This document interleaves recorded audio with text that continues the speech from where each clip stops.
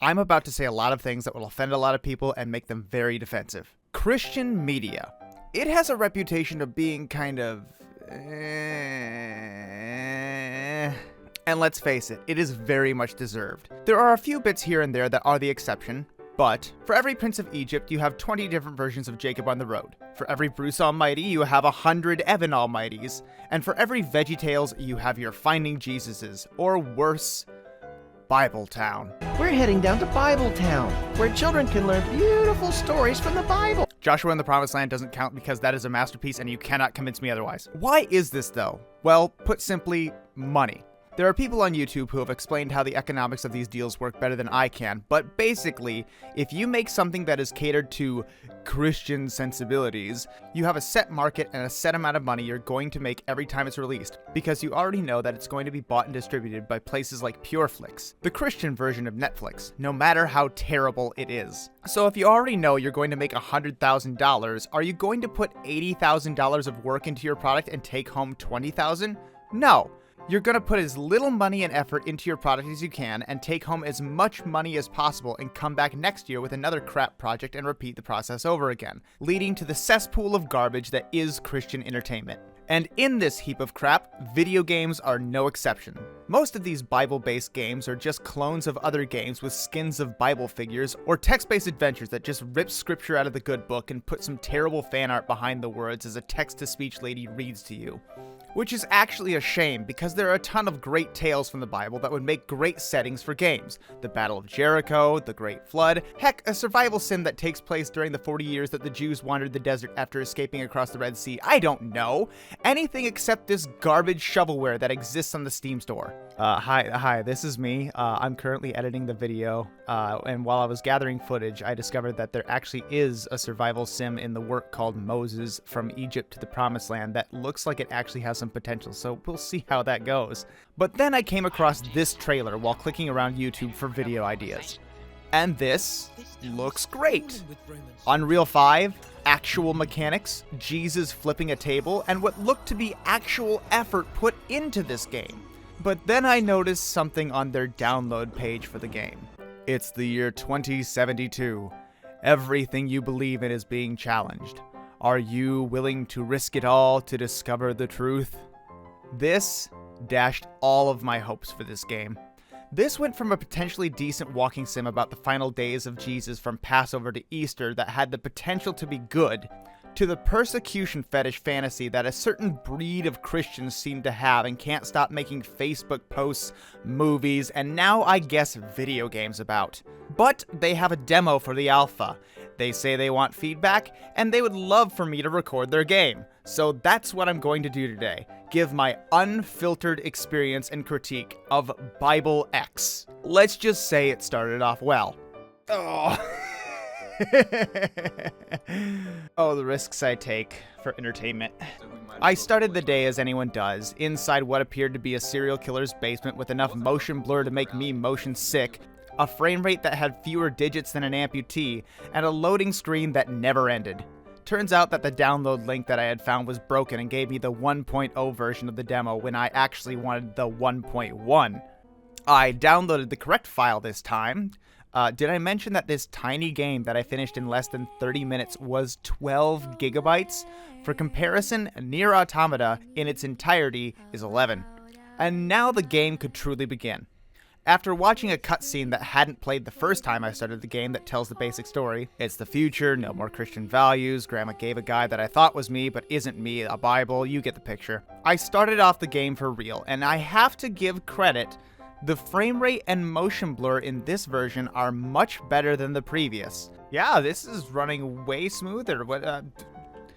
I'll hand it to you guys. From 1.0 to 1.1, you have fixed a lot. I did still have to drop it from epic to high graphics so my recording software would stop screaming at me, and I did still have a lot of frame drops and random freezing, but it was better than the previous version. I explored the room for a bit, listening to what I thought was my inner monologue, but turns out was this guy named Hector that I hadn't met yet. So that was weird. Then I made an interesting discovery that I had missed on my first time through this room. Wait. This time machine is powered buy a Bible. Like just a standard everyday book. Not an artifact, not a magical Bible bestowed upon so-and-so, not the original text written forth at the dawn of Christianity. No, just a standard everyday book that you can get at Barnes and Noble.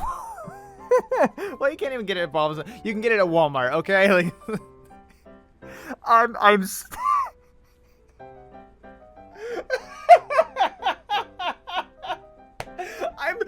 sorry. Just the idea of you just being able to like walk into a random Walmart to a bookshelf and pull out a powerful artifact that can power time itself.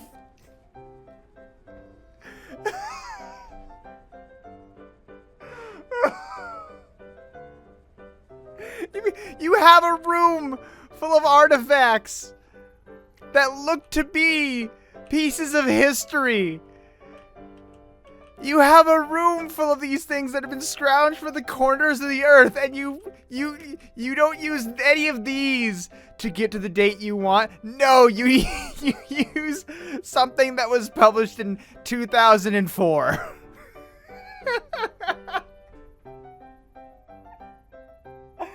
Oh.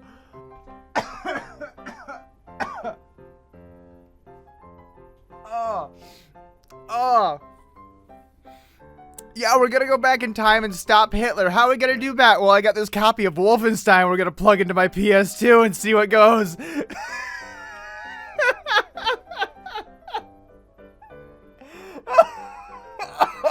gonna die. Hi, editing me again. So I had told my wife about this part of the game, and she said that why it would make more sense if it was like the original Bible, and then I pointed out that they had the Dead Sea Scrolls in a case in the other room, and she just kind of hung her head in sadness of defeat that they didn't understand that would have made so much more sense. And I just wanted you to know that. So, devs, you made my wife sad. I watched this choppy cutscene for a second time, then I started the game proper. But first, I have to make a note. You know what all of this reminds me of? Assassin's Creed. You know those parts between missions, you're in a lab or a warehouse or a game dev studio or whatever? You know what the worst part of Assassin's Creed is? Those parts. I know you want to keep your little fantasy about being the last Christians on Earth or whatever, and think time travel is cool, but seriously, lose this. Scrap it, get rid of it. I'm sure you worked hard on it and think it makes a more compelling story, but I'm telling you now, this is the weakest part of your game. I am talking to you guys as a writer and a comedian. If you want people to follow, absorb, and learn from your story, you need to have something relatable and compelling to follow, and this isn't it. If I got on stage and started telling a bunch of inside jokes to an audience, my friends I brought along might get a laugh, but nobody else will. This narrative is just one big inside story that almost nobody will relate to. If you're truly trying to spread the gospel to people, you need to make it relatable to as many people as you can, not exclusionary. I know it's hard to throw out something you worked hard on, but you want to know a secret? This channel used to have hundreds of videos that I spent hundreds of hours working super hard on, and they were all crap. Nobody watched them. That's why I deleted them and started making better stuff that people actually want to watch. Lose the time travel, make your main character a teenage boy who follows old Jesse around learning his teachings from him and his disciples, and it will improve your narrative 1,000 times. I've only seen time travel work in a narrative less than a handful of times. And if you think you're better than Natsuko Ishikawa, Robert Zemeckis, or Rian Johnson, then you're fooling yourself. But if you're really married to the whole time travel idea, let me offer you an alternate storyline. Instead of this whole the world is out to get me thing that's just gonna piss off and alienate a bunch of potential players, instead have the player play as someone who is questioning their faith, who comes to Hector for advice, who shows him life lessons by sending him back in time. Do I think this is good storytelling? No, I think it's contrived and dumb, but it's a heck of a lot better than this wannabe martyr hoopla that you've got going on right now. Anyway, off my soapbox and back to the game. I teleport into the Middle East in a new body, and now in third person, which is very disorienting. I don't like this. Oh, we've gone to third person? What? Hector tells me to find Jesus, and he's probably in the city. I ignored the city and tried to find the edge of the map, but after my frame rate took a dive and I started to think the game was held together by shoestring and wishes, I made my way back to the main path before it crashed. Follow the blue mark. There is no blue marker. It turns out that there are collectibles. You collect facts, and again, these remind me of Assassin's Creed, where when you climb a historical building and unlock that section of the map, you get a little blurb about the history of the area you're in. Except instead of a reward for completing a parkour puzzle, these are just sheets of paper stuck to a rock. Very rewarding. There are side quests. The side quests are multiplayer minigames. This kid wants me to save 5 sheep before the wolf eats 15 of them. I don't know what the other players would add to this game, but this was the easiest thing I've ever done. Just forget about the wolves, sprint around as fast as you can and mashing the E key until you pick up a sheep, run to the pen to drop it off, and repeat 4 times. I've seen harder games of hopscotch than this. Turns out the kid knows JC, and I learned a little lesson. I finally made my way to the city of Jerusalem and actually noticed a detail that I appreciate. You see all these palm leaves and carpets? These are a reference to Palm Sunday, which is either today or yesterday in the game, I'm not sure.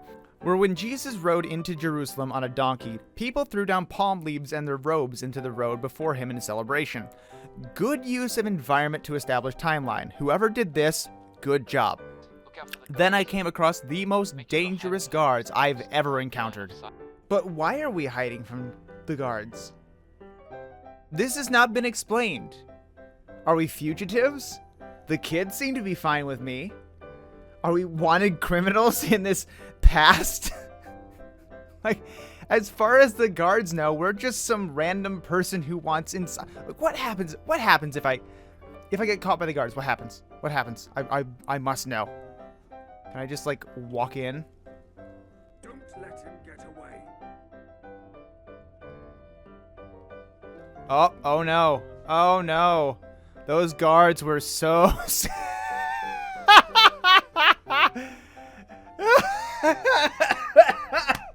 that was something.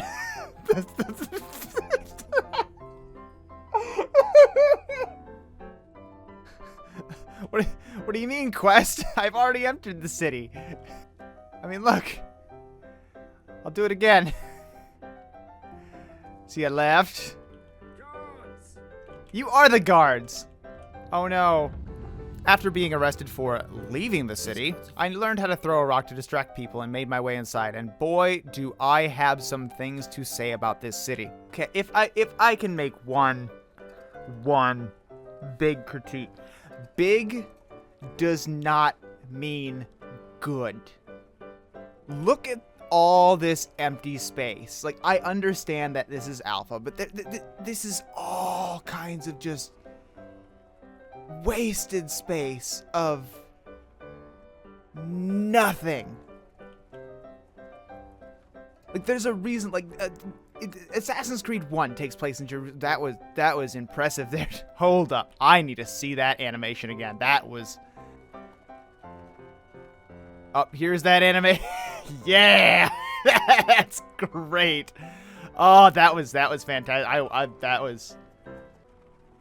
As I was saying, though, like, this is a gigantic space, and it's impressive that the place is gigantic, but it feels dead. It feels dead. There's nothing going on. This is supposed to be a hub of culture and a hub of activity and the center of the Middle Eastern world at this time, and there's just nothing. Like, Assassin's Creed took place in Jerusalem at one point, and there was like, it was crowded, and there were like people begging in the streets and shopkeepers shouting, and like, again, this is alpha, but if you're starting with this, you're gonna have to populate it with a lot of assets in order to even start to make it feel alive. Like, my biggest critique right now is take all this and scale it down by 25%. But one of the things, like, the biggest thing in games that people don't seem to realize is travel in itself is not fun. You need to make travel fun. Whether you're making like a riding mechanic in Guild Wars, or putting exploratory things like in Breath of the Wild, where like every single rock that you see has something new underneath it. Oh, look, more guards. They're so scary, frightening. They're looking at me menacingly. Like, this here is a step in the right direction. However, like, you have this, which is nice. I wouldn't say it's good yet, but you have a good foundation. And then you look over here and you have so much left to put in. So much just nothing. I come across Peter and Judas, two of the Messiah's disciples, who have some of the most uncanny valley animations I've ever seen. They look like they were animated by someone who has only read about how humans move. They're very bouncy, and their gesticulations are just a little too exaggerated. I'm going to guess that these were motion captured by someone who has only ever acted on stage, never film, and is used to using big movements to act. But you don't need big movements when your audience is less than a foot away from you. They're exchanging currency, and after what is the most awkward meet cute I've ever seen, I've been roped into getting them a better exchange rate, in which I encounter the single worst game design I have ever seen. You cannot finish this game single player. Wait, I'm required to use a phone for this? You need to have a friend on their phone move these shelves for you in order to find someone to trade my coins with. This is the single worst thing about the design of this game for several reasons. Yes, I did say that about the time travel, but that was a narrative structure complaint. This is about core design. In all this city, of all this blank empty space, these two guys have trapped themselves in this tiny, fenced-in area full of shelves. This would make sense as a minigame if they were in a barn or a warehouse, or heck, if this was a crowded market and they were at their stalls and you had to direct crowds of people out of the way to get to them. Anything but this. This is dumb.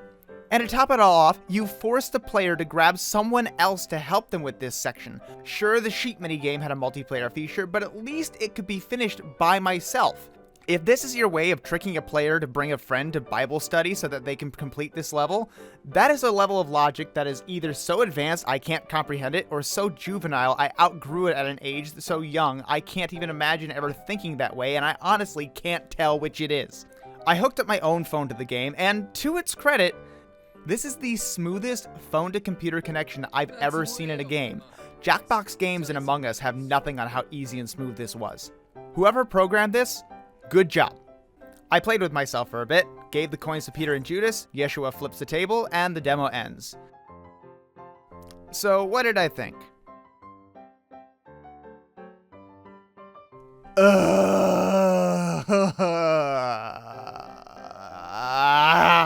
I wanted to like this. I wanted to like this so bad. Maybe I set my expectations too high. But your trailer made it to the top of the game devs subreddit. What was I supposed to think? Now, I understand that this is super early alpha, but I've played a ton of alpha builds, from RimWorld to CubeWorld to Minecraft, and I know how to set my expectations. Heck, I was an original backer on Kickstarter for 7 Days to Die, and that alpha was dog doo, but I could see the potential of the game and the idea behind it.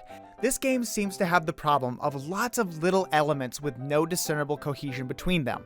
This is a game that feels like a bunch of people got drunk with each other and played a game of wouldn't it be cool if, and then bundled all of their ideas together and called it a game. This is supposed to be the foundation on which you build the rest of your game, and if this is your foundation, it's built on sand. Don't shove required multiplayer where it isn't needed. Don't get too ambitious with your story or environments that causes you to lose sight of the real message you're trying to teach. And don't put collectibles that add nothing to the story just because it's a video game and it needs collectibles. My main problem with this is that if this game comes out with anywhere near the product that it currently is, then it's just going to end up as another heap of junk in the dumpster fire that is Christian media.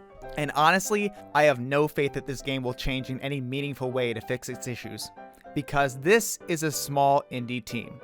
Sure, there have been small indie teams that have made incredible games, but those games needed time, money, and experience to complete. And with Christianity full of people like Jim Baker or Joel Osteen who have millions upon millions of dollars that they could potentially throw at a project like this to support it, but would rather build a compound or hide cash in their walls than actually participate in any kind of outreach for the religion that they're supposedly figureheads of, I just don't see any meaningful change coming to this project.